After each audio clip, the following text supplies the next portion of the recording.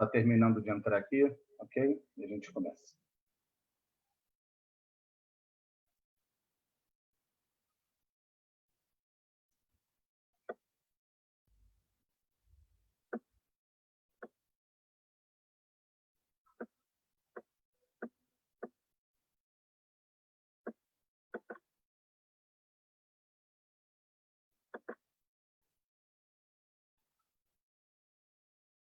Bom, vamos lá, pessoal. Boa noite.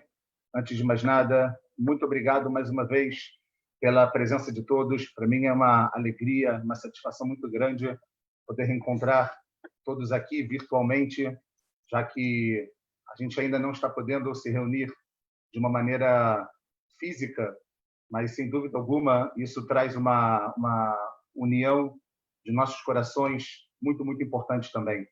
Antes da gente começar, eu gostaria de dedicar esse shiur que nós iremos fazer algumas akdashot muito importantes. E eu gostaria de pedir para, se alguém tiver mais algum parente, alguma pessoa que conhece, para dedicar para Refuah Shlema ou para Leilui Nishmat, que, por favor, escreva. Mas a gente vai dedicar, em primeiro lugar, esse shiur para Refuah Shlema do senhor Alfredo Ritos, Avraham Hanoch Acohen Ben Sarah, que mora no Brasil e está numa situação, infelizmente, muito, muito complicada com a Covid-19. A gente espera que ele tenha Refuah Shlema, Betor She'ar Cholei Israel, diante de todos os enfermos. Nós iremos fazer um Tehillim, depois que vamos dedicar esse shiur também para a elevação da alma de algumas pessoas. Nós iremos fazer um Tehillim para que o senhor Alfredo ele tenha, obviamente, uma recuperação em breve.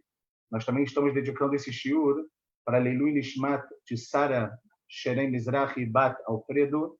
Nós estamos dedicando para Leilui Nishmat de Ariel Leon, desculpa, a Cohen Ben Dani, e também para Leilui Nishmat de Yitzhak Ben Miriam e do senhor Luiz Neustad, que se chama Eliezer Ben Fizel Verachel, e do senhor Fizel Ben Abraham também, que tanto o pai quanto o filho acabaram falecendo no mesmo dia, no dia 7 de Tishrei. Em alguns dias será a Azkará deles, e a gente também está aproveitando essa oportunidade para dedicar Leilui Nishmatam. Então, eu só peço a permissão de vocês para fazer um capítulo de Teilim, o capítulo 130, um capítulo que nos 10 dias de Teshuvah a gente faz todos os dias nas nossas rezas de Shacharit, ok? Tanto para Refuah Shlema do senhor Alfredo, como para a elevação da alma dessas pessoas. Quem tiver com o Sefer Tehillim e quiser abrir no capítulo 130, nós iremos fazer, e com isso nós iremos, Bezrat Hashem, começar o nosso shiur de preparação para Yom Kippur. Shir Amalot Mimamakim Keraticha Adonai Adonai Shimea Bekoli תהיינה אוזניך קשובות לכל תחנוני, עם עוונות תשמוריה, אדוני מי יעמוד, כי עמך סליחה, למען תיבדק קיוויתי, אדוני קיוותה נפשי, ולדברו אוכלתי, נפשי לאדוני משומרים לבוקר, שומרים לבוקר, יחל ישראל לאדוני, כי אם אדוני יחסד והרבה עמו פדות, והוא יפדה את ישראל מכל עוונותיו. Bezrat Hashem seja como nós dedicamos, só também nós iremos fazer Refuah Shlema para Mônica Bat Marcos, que também está muito doente no Brasil, que Bezrat Hashem seja também Refuah Shlema de Mônica Bat Marcos, Betor She'ar Cholei Israel. Bom, vamos começar. Eu gostaria de começar o nosso bate-papo de hoje com uma pequena história. Na verdade, ela é uma parábola, mas é uma parábola muito linda para expressar um pouquinho mais esses dias que nós estamos passando. Na semana passada, nós trouxemos aqui duas maneiras da gente se preparar para Rosh Hashanah usando um método pelo qual nossos sábios escrevem que anulam o mau decreto. Nós falamos que temos a Teshuvah, temos a Tefilá e temos a Tzedakah. Na semana passada, como uma preparação para o dia de Rosh Hashanah, nós nos concentramos muito na Tefilá. Falamos dos dois caminhos da Tefilá. Como a pessoa ela tem que chegar preparada. E se ela não chegar preparada mesmo assim, ela tem como alcançar muita coisa. Hoje eu gostaria de me concentrar um pouquinho mais na parte da Teshuvah. Mas o que eu quero tentar fazer com vocês, Bezrat Hashem, com a ajuda de Akadosh Baruch Hu, é simplesmente trazer novidades para que a gente possa chegar nesse Yom Kippur também de uma maneira diferente. Também de uma maneira que Yom Kippur ele vai passar a ter um outro significado na nossa vida. E é isso que a gente vai tentar fazer nesse momento. Eu quero só começar falando, o profeta Yeshayahu, Isaías, ele fala uma frase muito forte. Nós lemos essa frase na Haftarah de todos os jejuns públicos que temos.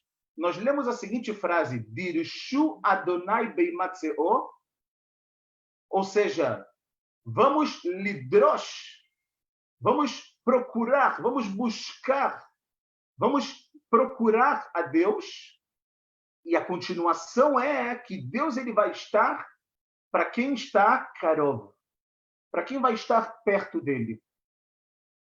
Nossos sábios ensinam que esse período que nós estamos passando, a Aseret Yemei Teshuvah, os 10 dias que começou sexta-feira passada, com a entrada de Rosh Hashanah e vai terminar na próxima segunda noite com a Neilá, são dias que a gente tem que lidrosh Hashem, que a gente tem que pedir, que a gente tem que buscar Deus, e que, sem dúvida, são dias que a gente vai encontrar. São dias que eles são propícios para isso. Eu quero começar, como eu falei, com uma pequena história. Na verdade, é uma parábola, mas uma parábola muito linda para a gente entender o que a gente está passando. Como vocês sabem, existem muitas famílias que os adolescentes, ou como a gente muitas vezes fala, os aborrecentes, eles vão chegando numa determinada idade e eles muitas vezes pensam que eles sabem mais do que os pais. Eles querem agora achar que eles podem dar aquele famoso jeitinho para cima dos pais. Eles pensam que eles podem agora fazer algo que os pais não vão conhecer. E, normalmente, os pais eles têm um caminho para direcionar os seus filhos. Eles querem que eles sejam éticos, eles querem que eles sejam morais, eles querem que eles saiam como pessoas, como gentlemen. Assim a gente educa, obviamente com Torá. Numa determinada casa, um filho ele resolveu não seguir o caminho do seu pai. Seu pai tinha muitos planos para ele, mas ele terminou o ensino médio, ele terminou o 3º ano do ensino médio, e o pai dele falou, filho, qual faculdade você vai fazer? Ele falou, pai, eu não quero fazer faculdade. Eu quero trabalhar, eu quero ganhar o meu dinheiro, eu quero me sustentar sozinho. O pai falou, filho, mas não é bem assim. Você precisa estudar, você vai trabalhar, mas tudo na vida tem seu tempo. Você não precisa se antecipar. Você não precisa, como nós falamos no português, colocar a carroça na frente dos bois. Estuda. Depois do seu estudo, da sua faculdade, você, sem problema nenhum, vai começar a trabalhar. Trabalha de uma maneira digna, sustenta, vai criar uma casa e etc. E está tudo bem. O filho virou para o pai e falou, pai, eu não quero mais ser sustentado por você. Por isso que eu quero a minha independência. Eu quero estar sozinho. Eu quero não precisar prestar contas a você, pai. E por isso eu vou trabalhar. O pai vira para esse filho e fala, meu filho, Esse não é o caminho que eu e a sua mãe queremos para você? Está muito longe do caminho que a gente quer para você? E o filho falou, pai, mas eu vou fazer mesmo assim, eu não me importo mais com o que você pensa. Até o ponto que o pai virou para ele e falou, meu filho, se você sair para trabalhar, se você sair por aquela porta para trabalhar, infelizmente eu vou ser obrigado a dizer que você não precisa mais voltar para casa. Vocês podem entender qual sentimento aquele filho teve naquele momento. Que momento difícil aquele filho passou, mas ele estava certo. Ele sabe tudo. Ele vai sair da casa, ele vai trabalhar, ele vai sustentar, e ele vai ficar ótimo, ele não precisa dos pais. E ele vai. E aquilo dura um dia, aquilo dura uma semana, e ele consegue um bico aqui, outro bico ali, ele consegue, como a gente fala, e é o que muitas pessoas, infelizmente, falam hoje por conta do corona, que hoje em dia a gente não está vivendo, a gente está tentando sobreviver. Eu não concordo muito com isso, mas eu não vou entrar agora, porque o nosso assunto não é o corona. Eu acho que sim, a gente tem que aprender a viver com os desafios, com realmente essas quebras que acontecem na nossa vida, mas ele estava vivendo, como se fala em hebraico, estava mushlam, estava 100%. E aquilo durou alguns meses. De repente ele se viu sem emprego, porque ele não tinha estudado. E ele só estava fazendo empregos informais, ele não sabia mais o que fazer. Ele se viu sozinho, sem emprego, sem dinheiro, e o coração dele começou a bater aquela saudade. Saudade de quem? Saudade da casa dos seus pais. Saudade da comida quentinha. Saudade do bem bom da casa dos pais. Só que o filho começa a pensar em voltar para casa e ele fala, mas meu pai me disse para que se eu saísse daquela porta, que eu não precisava mais voltar. Ele ficou muito, muito indeciso do que fazer. Só que cada dia que passava, além dele estar com menos dinheiro, ele estava com mais saudade. Ele estava mais arrependido do que tinha acontecido. E ele fez um teste. Ele chegou num lugar. Ele foi voltando exatamente pelos mesmos lugares que ele tinha ido. Ele foi voltando, até que quando ele soube que ele estava muito perto da casa dos seus pais, ele chamou uma pessoa na rua e falou, posso te pedir um favor? E a pessoa falou para ele, claro. Ele falou, olha, você está vendo uma casa que fica ali daqui a 4 ruas? Naquela casa, eles têm um campo cheio de árvores, com muitas maçãs vermelhas, coisas muito, muito bonitas. Você pode bater na porta e chamar pela mãe daquela família? E quando você chamar por ela, eu vou te dar uma roupa branca que eu tenho, e você vai falar para ela o seguinte, o seu filho quer voltar para casa, mas ele não sabe se ele vai ser bem aceito. Ele não sabe se o pai vai querer voltar a abraçar ele, ou se o pai sequer ama ele, depois de tudo que ele fez, depois de todas as malcriações que ele falou para o seu pai. E aquele homem, ele pega aquela roupa branca, vai até aquela casa e ele faz exatamente o que o filho daquela família tinha pedido. E o filho falou para ele, avisa por favor para ela que daqui a 2 horas eu vou passar do outro lado da casa e eu vou subir no telhado na frente, eu vou olhar e vou ver se tem a minha roupa branca em volta de alguma árvore. Se tiver, é um sinal de que eu posso voltar para casa. Se não tiver, eu sei que eu vou continuar o meu caminho e que meus pais fecharam as portas da casa deles para mim. Aquela pessoa falou, ok, eu vou fazer isso. Ele foi até lá e ele fez exatamente o que aquele filho tinha pedido. 2 horas depois, o filho se aproxima. Ele vai se aproximando da casa e o coração dele vai batendo mais forte. Ele vai se aproximando da casa e ele vai lembrando de tudo que ele passou na casa dos pais. Ele vai lembrando de tudo que ele falou para o seu pai, de tudo que ele não escutou, de quanto ele desrespeitou o seu pai. E o coração dele vai batendo, ele vai suando frio, ele fica tremendo, ele fala, Meu Deus, e se não tiver nada? E se a minha roupa branca não tiver no campo deles? Eu vou ficar acabado. Mas ele sabe que, no fundo, ele tem uma esperança. Ele pega uma escada, ele sobe no telhado, na casa da frente, e ele olha, e quando ele percebe, ele vê o campo que ele tinha falado, e em todas as árvores daquele campo tinham uma roupa branca, mostrando para ele que chegou a hora realmente dele voltar para casa. Quando ele olhou aquilo, ele não acreditou. Ele olhou e falou: uau! Depois de tudo que eu fiz, depois de tanta besteira que eu falei, depois de tanto desrespeito que eu tive com meus pais, depois de tanto achar que eu sei mais do que eles ainda estão de portas abertas para me receber. Uau! Ele volta para aquela casa, ele bate na porta e ele recebe um abraço amoroso, com muito cuidado, com muito amor do seu pai e da sua mãe, que falam: filho, bem-vindo de volta para a sua verdadeira casa. Além de ser uma história emocionante, por mais que ela é uma parábola, mas eu quero falar para vocês que essa é a história da nossa vida. Essa é a história, ano a ano, que nós passamos. Durante o ano, nos afastamos.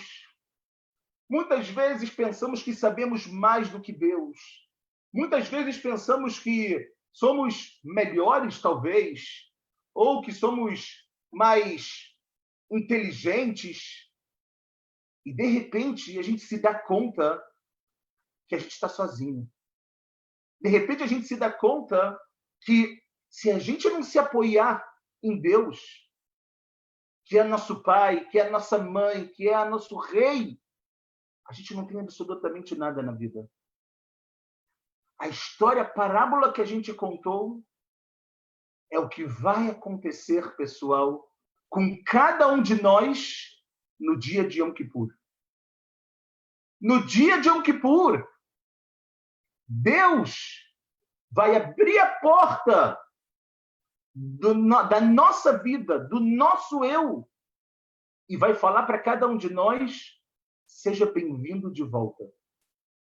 Só que só tem uma condição para a gente ser aceito. A gente tem que querer voltar. Aquele menino, se ele ficasse onde ele estava, ele nunca ia entender que os pais vão estar sempre de portas abertas para ele. Enquanto a gente não tiver vontade de querer voltar, de querer mudar, de querer nos transformarmos, a gente vai falar sobre isso, o Yom Kippur não é o mesmo. O Yom Kippur vai ser somente o dia das proibições, somente o dia do jejum, somente o dia de não usar sapato de couro, somente o dia de não tomar banho, de não colocar desodorante, de não... Não é isso. Yom Kippur, como está escrito na Mishnah, Lo ayu yemei tovim leIsrael kechamisha asar be'av keyom Kippurim. O dia de Yom Kippur é um dia de alegria. É um dia de felicidade, porque nós vamos voltar para casa. E mais, se a gente quer voltar para casa, a Kadosh Baruch Hu, in Tfilat Neilah, ele vai abrir a porta e vai falar: bem-vindo de volta à sua casa. Uau! Na minha humilde opinião, eu acho que somente essa parábola, por si só, já traz para a gente muita reflexão. Já traz para a gente muitas ideias, muitos pensamentos do que fazer, de como melhorar. Só que eu quero trabalhar com vocês alguns conceitos práticos importantes para a gente conseguir realmente se preparar para esse grande momento.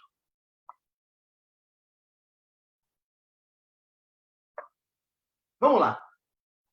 Depois dessa primeira parábola que, como eu falei, por mais que ele é uma parábola, mas realmente ela me emociona muito, porque eu consigo ver cada um de nós com vontade e é muito claro como o que Deus quer é exatamente isso. É exatamente abrir as portas. É tudo o que Ele quer. E olhem só a prova que a gente tem para isso. Vocês sabem que em todas as ocasiões especiais, como, por exemplo, Rosh Hashanah, Yom Kippur, as festas, Pesach, Shavuot, Sukkot, Rosh Chodesh e Shabbat, nós fazemos uma tefilá adicional que se chama Musaf. O nome Musaf vem de Leosif, vem de acrescentar. O nome dessa tefilá, ela vem por um motivo muito simples. Porque quando existia o Beit HaMikdash, era trazida uma oferenda adicional nesses dias. O Korban chamado Korban Musaf de cada dia específico. Agora, olhem só que interessante. Quando a gente fala em Musaf de Rosh Hashanah, e apesar de que o nosso shiur é sobre Yom Kippur, mas vocês vão entender por que eu estou trazendo Rosh Hashanah, está escrito o seguinte, pessoal, nós lemos isso em Musaf de Rosh Hashanah, o Bachodesh Ashvi'i, e no 7º mês, que pela Torá, o 7º mês é Tishrei, o primeiro mês é Nissan, Be'echad Lachodesh, no primeiro dia do mês, Mikra Kodesh Yelachem, vai ser um dia sagrado para vocês. E está escrito, Va'asitem Olá, Lereach Nichoach La'Hashem. E vocês farão uma olá. Olá é uma oferenda de elevação para que seja bom, para que seja agradável para Deus. Então a gente olha isso e fala, ok, entendi. Nós trazemos uma oferenda para que seja bom para Deus. O interessante, pessoal, é que em todas as outras festas, não está escrito que nós faremos uma oferenda de elevação. Está escrito Ve'ikravtem Olá, que nós vamos fazer um korban, nós vamos trazer uma oferenda de elevação. Não que nós seremos uma elevação. Então, vem o Midrash, ele dá uma explicação fascinante do porquê existe essa diferença de Rosh Hashanah e dos outros dias. Nas outras festas, nós falamos que nós traremos uma oferenda de elevação. Em Rosh Hashanah, nós falamos que nós seremos a elevação. Fala o Midrash o seguinte, eu vou ler em hebraico e vou traduzir porque esse Midrash é fascinante. Amar laem HaKadosh Baruch Hu leIsrael. Falou a Kadosh Baruch Hu para o povo de Israel. Asu tshuva be'elu aseret hayamim. Façam tshuva nos 10 dias, ou seja, nos 10 dias que a gente se encontra agora entre Rosh Hashanah e Yom Kippur. Ve'ani mezakem etchem beyom Kippurim. E eu vou dar a vocês o mérito no dia de Yom Kippur. Prestem atenção agora. O Boré etchem briá hadashá. E eu vou fazer de vocês, eu vou criar em vocês uma nova criatura. Uau! Calma. Deixa eu entender uma coisa. Então, Hashem está falando para a gente que nos dias entre Rosh Hashanah e Yom Kippur, eu tenho que crescer, eu tenho que fazer tchuvá, eu tenho que melhorar. Sabem por quê? Porque no dia de Yom Kippur, pessoal, Deus vai transformar cada um de nós em uma nova criação, em uma nova criatura. Nós seremos outros, uma outra realidade, uma outra pessoa. Não uma pessoa que esqueceu todo o seu passado, mas uma pessoa que ela está pronta agora, de acordo com o trabalho que ele vai fazer nesses dias tão sagrados, como nós falamos que o profeta Isaías disse para a gente, lá no início que a gente trouxe, a gente utilizar esses dias tão sagrados para nos tornarmos uma nova criação, uma nova criatura. Ou seja, quando Deus fala para a gente que nós seremos uma elevação, é exatamente isso. O significado é exatamente o que a gente está falando. Que o dia de Yom Kippur, pessoal, e acreditem nisso, porque é verdade, o dia de Yom Kippur pode, deve e vai transformar, se for da nossa vontade, cada um de nós numa nova criatura, num novo ser humano, numa outra pessoa com outras dimensões, com outros sonhos, com outras expectativas, como uma pessoa que com toda certeza vai saber da sua força, que não vai desistir por qualquer coisa. Então, se a gente se pergunta como me preparar para Yom Kippur, o que fazer para conseguir me dar bem nesse dia tão grandioso, o que fazer para que nesse dia eu consiga tudo o que eu espero, o ponto de partida de tudo é: entenda que você precisa sair de Yom Kippur uma nova pessoa. E quem quer sair uma nova pessoa, sem dúvida alguma, vai conseguir. A grande pergunta que eu faço para vocês é como? Como uma pessoa pode conseguir em tão pouco tempo? É verdade que a gente já está falando de Teshuvah desde o início de Elul, mas como uma pessoa em tão pouco tempo pode realmente se transformar? Então, eu quero trazer com vocês o que o nosso grande, o gênio Rambam, o Maimônides, disse. Vocês sabem que o Maimônides ele escreveu um livro que se chama Ilhot Teshuvah. Ele está dentro da Torá do Maimônides, que se chama Mishneh Torah la Rambam, e dentro desse livro tem Leis de Teshuvah, 10 capítulos para a gente aprender a fazer Teshuvah, um livro incrível. Quem puder ler, quem puder estudar, realmente tem gente, inclusive, que como são 10 capítulos, tem pessoas que cada dia desses 10 dias de Teshuvah estudam um capítulo dele, para chegar em Yom Kippur e terminar todo o livro do Rambam de Ilhot Teshuvah. Mas eu vou dar para vocês só um gostinho do que o Rambam fala sobre uma Teshuvah que ela está nas nossas mãos. Fala o Rambam o seguinte, pessoal, no 7º capítulo, na 7ª lei. Ele fala o seguinte: como é grande, como é gigante e elevada o nível de uma pessoa que faz Teshuvah. Por quê? Ele fala, Emesh, ontem, Ayazé Muvdar Meshem Elokei Israel. Ontem, antes de fazer Teshuvah, a pessoa ela está separada de Deus. É a metáfora que a gente trouxe. É o menino que ele quer sair para trabalhar sozinho e ele pensa que ele pode tudo. Com 15 anos de idade, ele acha que ele sabe tudo. Ele não precisa dos pais para nada. Ontem ele era assim. Por quê? Porque o profeta Isaías, fala o Rambam, escreve que os pecados, eles separam a gente de Deus. E ele fala, ele grita, ele clama e ele não é atendido. Veose mitzvot, ele até faz mitzvot. Vetorfinotan befanav, como se jogam as mitzvot na cara dele. E a gente tem que entender o que o Rambam está querendo dizer para a gente aqui, pessoal. O Rambam está querendo dizer que você é uma pessoa até o momento que você decide, de acordo com a sua vontade, em fazer teshuvah. Ou seja, em todo momento que a pessoa não decidiu fazer alguma mudança no seu caminho, mais uma vez, não estamos falando de mudanças extraordinárias, não estamos falando de mudanças fora do normal.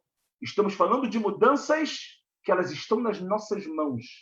Estamos falando de mudanças que estão, ao nosso alcance. Então, quando uma pessoa ela não decide fazer teshuvah, por mais que ela faz tefilá, por mais que ela faz mitzvot, Deus fala, não está legal. Ou seja, ele faz tefilá e ele não é atendido. Ele faz mitzvot e, por outro lado, ele sente que, não sei, tem alguma coisa estranha. Por quê?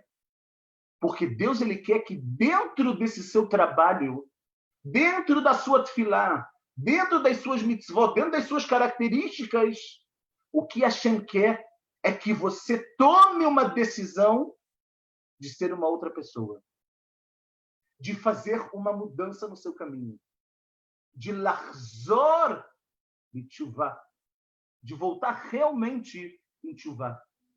E é exatamente isso, pessoal, que o Talmud escreve, que bemakom sheba'alei tchuvá omdim em tzadikim gmurim yecholim la'amod. No lugar que as pessoas que tomam uma decisão em voltar em tchuvá, no lugar que elas se encontram, nem os maiores sábios do mundo eles estão no mesmo nível que essa pessoa. E isso leva a gente a algumas perguntas. Como assim? Quer dizer, então, que uma pessoa que faz tchuvá, ela tem um nível maior do que uma pessoa, talvez do que o maior rabino, que a gente pode falar da nossa geração, ou talvez dos grandes justos da nossa geração? A resposta, pessoal, que a gente realmente tem que entender é que o que vale para Hashem não é apenas as mitzvot. Não são apenas as nossas ações. Isso é muito importante. As mitzvot, tefilá, isso tudo é importantíssimo para Deus. É óbvio, é importante para a gente. Mas o que a gente tem que realmente entender, pessoal, é o esforço que cada pessoa coloca para conseguir fazer algo que torne ela mais próxima de Deus. Enquanto para uma pessoa o esforço para cumprir um Shabat é zero, para outra, que mora talvez num lugar que não tenha comunidade e que tenha dificuldade em comer kasher, e etc., e a sociedade não deixa ir trabalho e tudo isso, como a gente fala em hebraico, o amal dessa pessoa, o esforço dessa pessoa para poder fazer aquilo é tão grande que um tzadik gamur, que um sábio, ele nunca vai conseguir entender que esforço é esse. E é muito interessante, eu quero trazer só uma ideia muito atual. É muito interessante que muitas vezes aqui em Israel, quando a gente conversa com alguns israelenses, e eles perguntam, né, assim que você abre a boca, todo mundo sabe que você é Oleh Hadash. E aí começam a tentar adivinhar, sabem que é América do Sul, aí perguntam se é Argentina, e até que depois chegam no Brasil, quando fala Rio de Janeiro, Carnaval, Maracanã, que não sei, aquela festa que todo mundo conhece que israelense faz. Mas uma das coisas muito lindas que os israelenses falam para muitos Olim Hadashim é o seguinte, eles falam, eu não faço a menor ideia do que você fez para poder estar morando em Israel. Eu nasci aqui, eu não me esforcei para estar aqui. Eu nasci aqui, eu vivo aqui, meus filhos vivem aqui. Shalom al Israel. Vocês estão aqui por decisão. Vocês estão aqui por um esforço. Então, eu não consigo entender. Fala Kadosh Baruch Hu, é exatamente isso. Que um tzadik gamur, um sábio de Torá, ele nunca vai conseguir entender um esforço de quem faz tchuvá para poder chegar no seu caminho, para poder voltar, como nós falamos no início, para a verdadeira casa do seu pai. Continuando um pouquinho mais, para a gente poder entender isso, e a gente ver como a tchuvá é grandiosa demais. Eu quero tentar trazer com vocês uma outra ideia que o Rabbeinu Yonah, ele escreveu um livro muito famoso que todo mundo já deve ter ouvido falar, Sharei Tchuvá, os portões da tchuvá. Ele fala uma coisa muito forte. Ele escreve que a tchuvá, ela tem muitos níveis que a gente não tem como contar. A gente não tem como entender, em primeiro lugar, o que o ser humano ganha e o que ele muda com a sua tchuvá. O que o mundo, o que a Israel muda com a sua tchuvá. Mas ele fala que a pessoa, acima de tudo, ok? Ela consegue chegar em níveis muito, muito elevados. E sobre isso, é muito interessante. Por quê? Porque, geralmente, As pessoas falam, olha, vamos agora, passamos por Rosh Hashanah, vamos entrar agora em Yom Kippur e vamos fechar nossa conta. E eu vou falar para vocês que eu não concordo com isso. Eu não acho que Yom Kippur é dia de fechar nenhuma conta. Pelo contrário, na minha humilde opinião pessoal, Yom Kippur é o dia que a gente tem a chance de abrir a conta do nosso banco mais uma vez. Yom Kippur é o dia que a gente marcou a reunião com o gerente do banco, com o dono do banco, o dono do mundo. A gente vai sentar diante dele e ele vai falar o seguinte: eu agora estou abrindo a conta da sua vida de 5.781. O que você quer? Que benefícios você quer?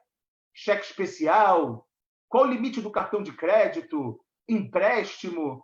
Eu te dou tudo o que você quiser, só me fala o que você quer.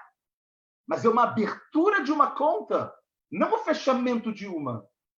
E é exatamente isso, pessoal, que Deus ele vai fazer com a gente. Quanto mais a gente mostrar o que a gente quer, que a gente quer voltar para a casa do nosso Pai, que a gente quer estar de volta ali, a lista de benefícios que a gente vai ter na nossa conta corrente do ano Tafshin Pei Aleph, 5.781, ela vai ser infinita. E é exatamente isso que o Rabbeinu Yonah quer dizer para a gente.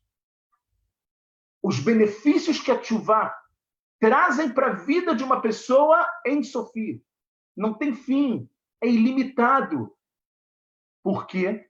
Porque agora a pessoa é o que, como nós falamos, ela vai sair de Yom Kippur como uma Briá Hadashah, como um novo ser humano, como uma nova pessoa. E qual é a prova que a gente tem disso? Olha que coisa interessante. Vocês lembram da história do nosso Paró? A gente falou um pouquinho da escravidão na aula passada de Rosh Hashanah. E vocês lembram que o Paró, sobre ele está escrito que Vayakom melech hadash al Mitzrayim asher lo yada et Yosef, que se levantou um novo rei no Egito que não conhecia Yosef. Yosef fez tanta coisa boa, se levantou um novo rei. E o Rashi, ele traz lá uma discussão que tem na Gemara de Rav Shmuel. Um falou que era um rei novo mesmo, e se era um rei novo, ele não conhecia Yosef. E o segundo fala que era o mesmo rei, mas o que aconteceu? Nitchadeshu gzerotav. Apesar de ser o mesmo rei, os decretos desse novo rei se renovaram. Então a gente vê uma coisa interessante. Vamos agora deixar de lado um pouquinho a opinião que fala que era um novo rei mesmo.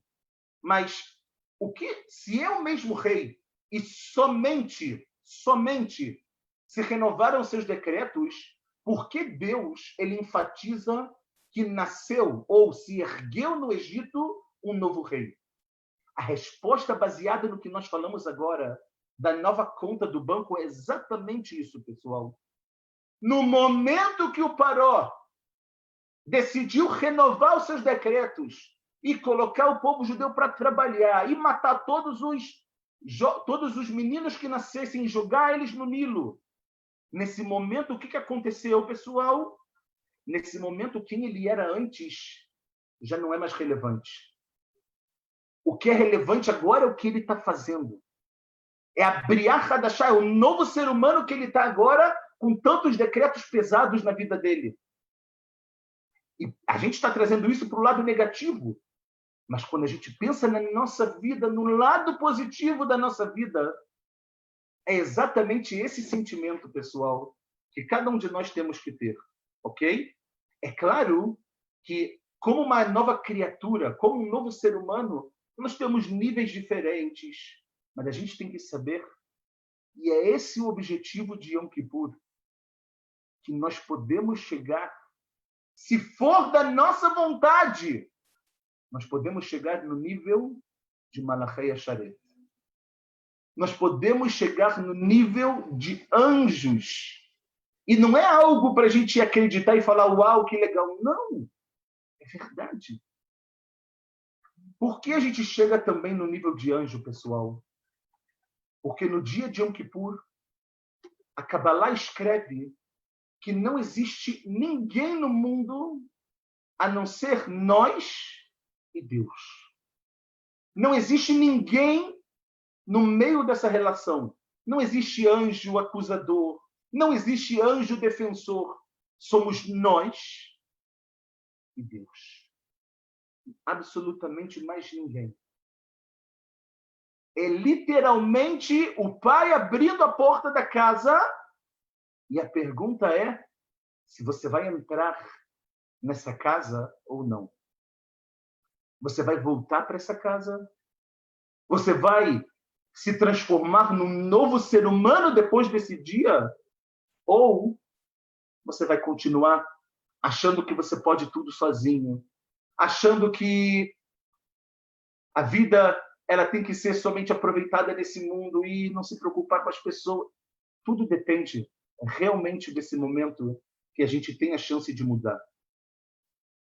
Para a gente poder se encaminhar para o nosso final, a gente tem que entender que a Gemara e o Rambam também já escrevem sobre isso, que os tzadikim, os grandes justos, no dia de Rosh Hashanah já foram carimbados para a vida. Os rechaim, os perversos, no dia de Rosh Hashanah lo aleinu já foram carimbados para o contrário. E os Beinonim, os que estão no meio do caminho, os que estão os que estão indecisos, está escrito que eles ficam pendurados até o Yom Kippur. Se eles fizerem uma coisa a mais para fazer com que a balança fique mais pesada para o lado dos atos positivos, e Yom Kippur vai carimbar eles para a vida. Ao contrário, vai carimbar para o contrário, Deus me livre. A gente vê, pessoal, que o que Deus ele quer da gente nesses momentos, nesse momento de preparação, nesse momento de que a gente chegar perto realmente, a gente tem que entender que a gente precisa dar algo a mais. Que a gente precisa internalizar algo de diferente na nossa vida. Se a gente normalmente está como Benoni, se a gente tem muitas mitzvot, Baruch Hashem, mas também tem coisas erradas que nós fazemos, infelizmente, e a gente está, como a gente falou, a gente está agora pendendo, para onde eu vou? Então você tem que dar a você mesmo o mérito de chegar em Yom Kippur e Deus vai transformar você numa outra criação. E Deus vai transformar você num outro ser humano. Aquele ser humano que entrou em Yom Kippur é um ser humano totalmente diferente que vai sair de Yom Kippur em Tfilat Neilá. Por mais que depois a gente vai voltar a comer, vai botar sapato de couro e vai tomar banho, é verdade. Mas Yom Kippur é um dia. Yom Kippur não é, como a gente fala, não é um modelo ideal para o ser humano. Yom Kippur é um dia que Deus ele tira para a gente, como eu disse, abrir a conta do banco para mais um ano. O que vai estar escrito nessa conta, quem vai escrever é você. O que vai estar escrito nesses benefícios que você vai receber depende somente das suas ações. Depende somente de como você quer ser uma nova pessoa, com mais ética, com mais moral, com bons olhos em relação ao próximo, respeitando mais o pai e a mãe, respeitando o seu semelhante, respeitando a sua família, respeitando os outros, não olhando de uma forma superior, como se você fosse melhor do que todo mundo que anda na rua. Não. E eu acho que esse é um dos ensinamentos que o coronavírus trouxe para cada um de nós. No final das contas, nós somos todos iguais. No final das contas, somos frágeis. E no final das contas, só quem traz saúde para a nossa vida, só quem traz brachá para a nossa vida, só quem pode encher os benefícios da nossa vida, da nossa conta do ano de 5.781, é Deus. E é por isso que todos os dias, na Tfilat Shacharit, Mincha e Ervit, na Tfilat Amidah, nós falamos uma brachá relacionada a tchuvá. Que nós pedimos a Deus, nós falamos, Arotze b'tchuvá shlema lefanecha, que Deus ele quer que a gente volte em tchuvá shlema, e a gente fala, Baruch atah Hashem, bendito és Deus, Arotze b'tchuvá. Muitos sábios interpretam que a gente está falando, Deus, você vai, por favor, recebe o meu arrependimento, recebe a minha tchuvá. Mas tem rachamim que falam que não é isso. Que Deus vai receber a nossa tchuvá, é claro que isso vai acontecer se a gente fizer tchuvá. Mas Deus, ele rotze, ele quer a nossa tchuvá. Ele quer o nosso retorno. Ele quer abrir a porta da casa para que a gente possa entrar. Mais uma vez, mais um ano, você está afastado. Você está 1 milhão de quilômetros de distância, não tem problema. O dia de Yom Kippur vai fazer Deus abrir de novo a porta da sua casa, da sua vida, para um ano de muitas brachot, Bezrat Hashem. Eu quero só terminar, apesar de que a gente já esgotou o tempo, mas eu preciso compartilhar essa história com vocês antes de Yom Kippur. Peço desculpas se vai demorar mais 5 minutos no máximo. Por favor, tenham paciência. Mas é uma história realmente que me marcou profundamente quando eu estava preparando esse shiur. Existiu um menino que morava nos Estados Unidos e ele, depois de terminar o ensino médio, ele resolveu vir para Israel. Veio para Israel e ele resolveu estudar numa yeshiva que se chama Yeshivat Esder. É uma yeshiva que você fica por 5 anos. Desses 5 anos, você fica uma parte estudando numa yeshiva e outra parte você presta serviços ao Atzavá, ao exército de Israel. É uma combinação que tem entre as yeshivot e o governo, ok? Se chama Yeshivot Esder. Aqui em Israel é muito, muito, muito comum isso. E ele veio para cá, ele estudou numa yeshiva e ele, no período que você começa fazendo yeshiva e depois você vai para Atzavá no meio. Nesse período, foi nada mais, nada menos do que o verão do ano de 2005. Eu falei verão de 2005, eu tenho certeza que algumas pessoas aqui já estão recordando o que aconteceu nesse verão. É isso mesmo. Expulsão dos Yehudim da faixa de Gaza. Um momento, se eu falar triste, eu acho que vai ser muito pouco para explicar que momento foi esse para Am Israel. O momento... Não dá para definir em palavras o que foi esse momento. E esse jovem que estava na Tzavá, ele todos os dias ele pedia para Kadosh Baruch Hu para não ser nomeado como um dos soldados que ia ter que entrar na faixa de Gaza para retirar os judeus de lá. Ele não queria, ele falou, Deus, eu não posso nem pensar. Ele não concordava com isso, mas se ele estava na Tzavá e ele fosse chamado, ele ia ter que fazer. E pessoal, batata. Exatamente o que ele não queria aconteceu. Ele foi chamado para poder evacuar um Yishuv dentro da faixa de Gaza. Ele contou que os momentos que antecederam essa chegada dele foram um dos piores da vida dele, que ele lembra até hoje, inclusive. E aí, ele contou que quando ele chegou lá, o rabino do Yishuv tinha feito um acordo com a Tzavá, eles iam levar todo mundo para um determinado lugar, daquele lugar que era em frente ao Beit HaKnesset, eles iam ser colocados dentro de ônibus e depois eles iam evacuar aquele lugar. Aquele soldado estava lá prestando o seu serviço para o Estado de Israel e ainda lá ele tentou, e ele fez uma tefilá, ele falou, Hashem, eu sei que eu estou defendendo a Israel. Eu sei que eu estou prestando o meu serviço para a Israel, mas, por favor, impede que isso aconteça. E ele viu que as coisas iam acontecendo e não ia ter jeito. Depois ele tentou chegar para o Mefaqued, para o general, para o comandante dele, falar com ele. E ele viu que também ele tentou, e ele também viu que não deu jeito. No final das contas, faltando 10 minutos, ele mais uma vez fez uma tefilá com todo o coração, com toda a kavaná, para que aquilo não acontecesse, pessoal. Mas, infelizmente, Não deu certo. O que ele fez?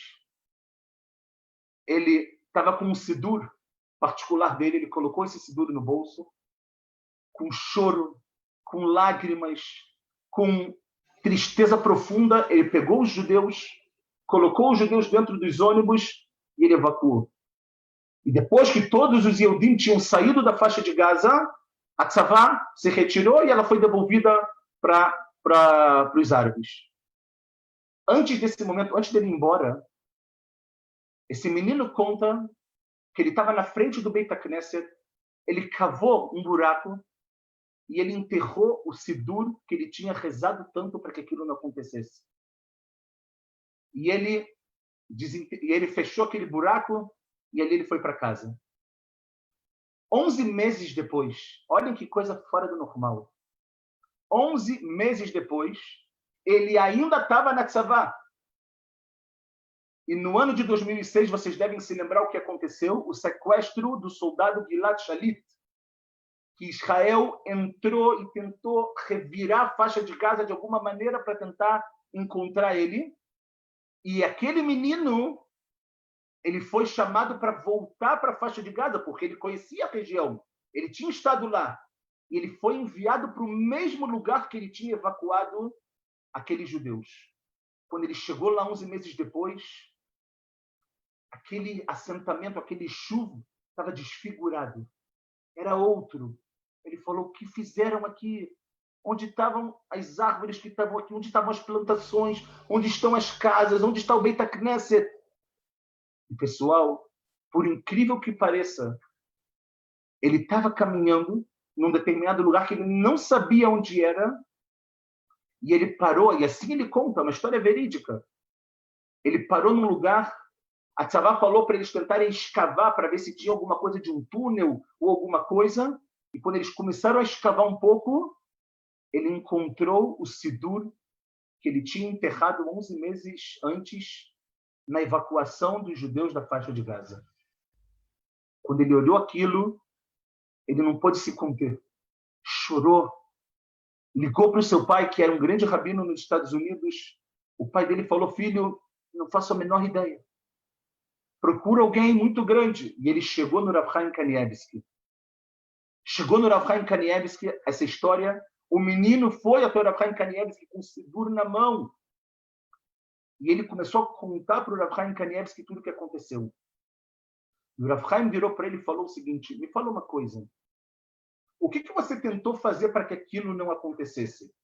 Aí ele falou: eu tentei convencer os meus superiores. Não deu certo. Eu tentei rezar, fiz minha tefilá com toda a kavaná. Não deu certo. E depois que eles foram embora, o que eu fiz? Eu enterrei. O Rav Chaim Kanievsky olhou para ele e falou: você quer entender por que Deus te fez encontrar mais uma vez o seu sidur 11 meses depois? Para você entender e nunca esquecer que nada na vida está perdido. Que você colocou um sidur ali e você jamais pensou que você ia ver ele de novo. Você jamais imaginou que por 11 meses depois você estaria no mesmo lugar e você mesmo encontraria o que você desistiu, que foi a sua tefilá.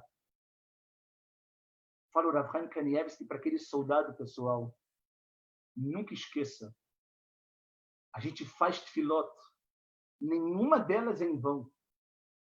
E a gente nunca pode achar que está tudo perdido. No momento que o Yehudi achar que está perdido, no momento que o Yehudi achar que ele não tem mais conserto, significa que ele tem que recomeçar. Deus te deu uma outra oportunidade de você entender que a sua tefilá e você não estão perdidos. Volta. E com essa história, a gente termina o nosso shiur de preparação para o Yom Kippur. Por isso que eu quero dizer a vocês: nada está perdido. Nunca é tarde para voltar para a casa do nosso verdadeiro Pai.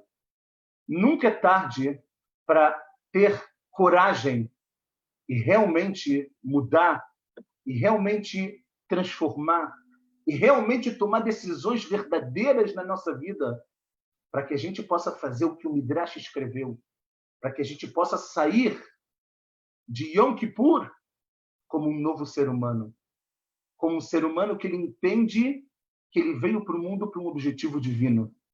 E é exatamente isso que nós temos que fazer. Eu gostaria muito de agradecer a presença de todos, tanto aqui pelo Zoom, quanto pelo Facebook. Beneto, muito obrigado, e dizer a vocês que a gente vai continuar com os nossos shiurim toda terça-feira. Esse mês é um mês de preparação para os Hagim, então na próxima terça-feira, já coloca na sua agenda, tem shiur de preparação para Sukkot. Yom Kippur termina na segunda. Na terça-feira a gente já se prepara para Sukkot, que começa na próxima sexta.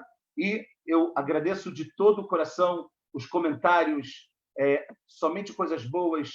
E eu espero que quando a gente se encontre na terça-feira que vem, se preparando para Sukkot, a gente já tenha a folha da conta do ano de 5.781 cheia de benefícios que o dono do mundo, o dono do Banco Mundial, vai anotar para cada um de nós. Shana Tová Umetuká, Gmar Hatimah Tová. Muito, muito obrigado e tudo de bom a todos.